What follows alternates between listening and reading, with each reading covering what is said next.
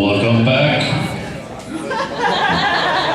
Welcome back, Mark Ritter. Oh yes, it's me again. Hey everybody. Happy intermission, huh? All right, we're actually going to bring out Bill Cabot. We're going to bring in 5 new people with him, even 6. But before we do that, we have a special treat tonight. At the Improv Trick, we also do stand-up. So making his comedy, etc. debut, which means be nice, he also brought his relatives who yell out things like dead body. Please welcome Paul Hibbeler, the guy who tried to steal the Ringer poster. Oh, sure, laugh for thievery.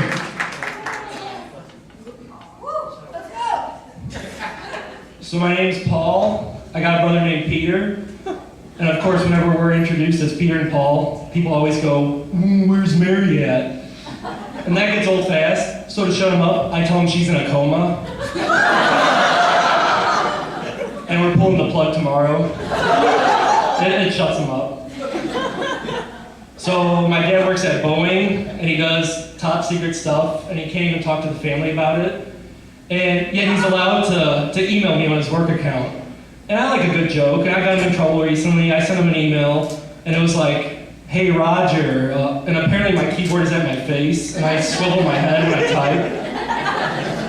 But it went, hey Roger, got any new details on the new fighter pilot? We'll triple the offer, smiley face. And also, smiley face is a single button right in the middle of my keyboard. Now, it's not my fault, Boeing. You can't take a joke email sent from super secret Al Qaeda spy 69 at hotmail.com. So I did that race for the cure the other day. Misleading name for a race. I was under the impression that the winner of the race is cured of the disease they have. And I have that one disease where you wake up drunk in random places all the time.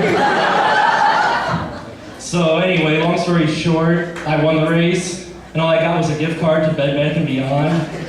But in a way, it helps me out, because now I have $30 towels to help clean up my puke, you know? So everyone have fun at Mardi Gras the other day, week, month, whatever. I don't get Mardi Gras. I mean, to me, it's just drunk people stumbling around drunk, topless, wearing cheap necklaces. That's every day at my grandma's house, okay? Not that special.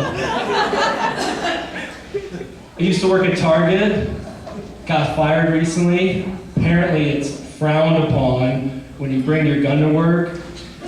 And when you're on break, you shoot at the company logo outside. In my defense, it's a Target, and that's what you do to Targets. Especially when it says it in big red letters right under it. Oh, if I had to pick my favorite street sign, it would be the hit a worker, $10,000 fine. Because the way I see it is $10,000 fee to hit whomever you want.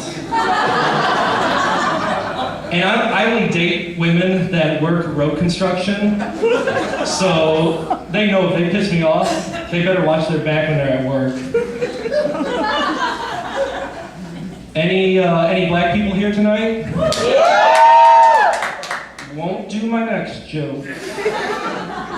Not kidding, I got a good observation, and it involves shaking hands with black people, or anyone my age, but mainly black people. Because, you know, I was raised on the traditional handshake, and that's it. And that's what I think every time still. So I go in for that, and as soon as I start to shake, they start to move, and I panic. I don't know what's going on. I'm like, we're doing that slide back thing, so I start to slide it back, you know? And I quickly realize that's not it, so I abort the slide back, and I'm like, we're doing a half hug. And so I start the half hug, and then I realize that's not it either. I'm like, abort half hug. We're doing fist bump, right? And so I start the fist bump, and then I realize none of those are it. But I panic, and I start alternating all of them. I'm like slide, half hug, fist bump, slide, half hug, fist bump, high five, slide, half hug, fist bump, high fist bump. I don't know what's going on. He doesn't know what's going on. But everyone watching just thinks I'm doing the robot. So that's what I do now. Instead of shaking hands with people, I just do the robot. hey, my name's Paul, nice to meet you. Or, hey man, I heard you got engaged, congratulations.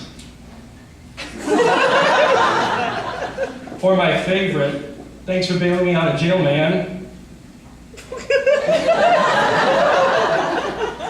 I change it up, that way it's fresh for both of us.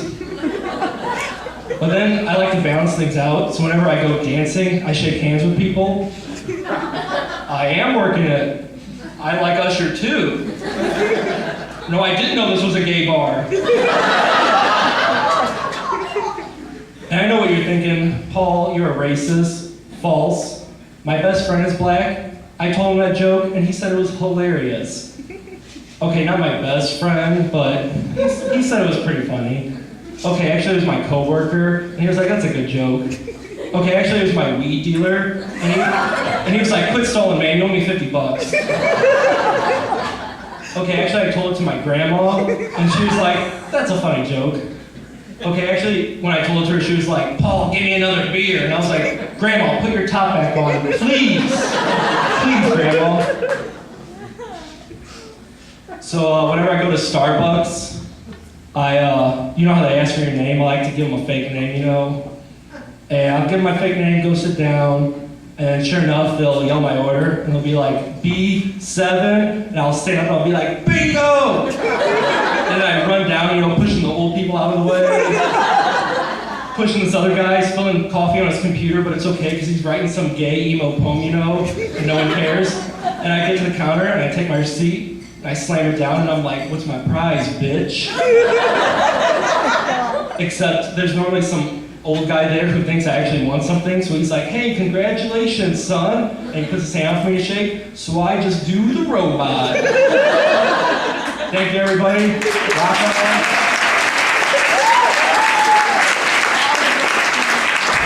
Paul Hibbeler. Don't judge him by his family. Don't. That's not fair. All right, you guys ready for some more improv? All right, let's bring up the rest of the improv trick.